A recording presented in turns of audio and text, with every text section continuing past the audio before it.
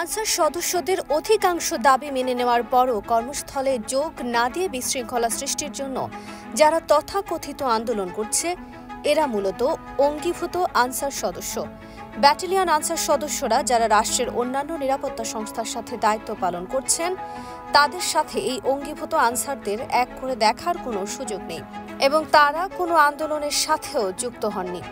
বিশ্বস্ত গোয়েন্দা সূত্র মারফতে জানা গেছে, বিগত মাফিয়া সরকারের মদত পুষ্ট সুবিধাভোগী ও দুর্নীতিবাজ আমলা, মন্ত্রী ও ঊর্ধ্বতন কিছু সামরিক কর্মকর্তা যাদের একটি বড় অংশ এখনও দেশে সক্রিয় রয়েছে, তাদের উস্কানি ও অর্থ সহায়তায় কিছু সংখ্যক আনসার সদস্য আন্দোলনের মাধ্যমে দেশে একটি অস্থিতিশীল অবস্থা তৈরি করে সরকারকে চাপে ফেলতে চাচ্ছে।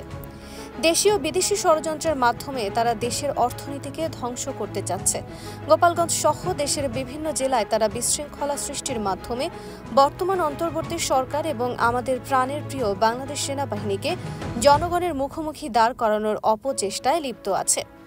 আনসার আন্দোলন ব্যর্থ হওয়ার পর এরা পল্লী বিদ্যুৎ সংস্থার কর্মকর্তা কর্মচারীদের কর্মবিরতি শুরু করে সরকারকে অস্থিতিশীল করার প্রয়াস চালাতে পারে বলেও সূত্রটি দাবি করেছে। তাদের এই ষড়যন্ত্র এবং ফ্যাসিজম কায়েমের অপচেষ্টার বিরুদ্ধে আইন শৃঙ্খলা বাহিনী, শিক্ষার্থী ও সাধারণ জনগণকে ঐক্যবদ্ধ থাকতে হবে।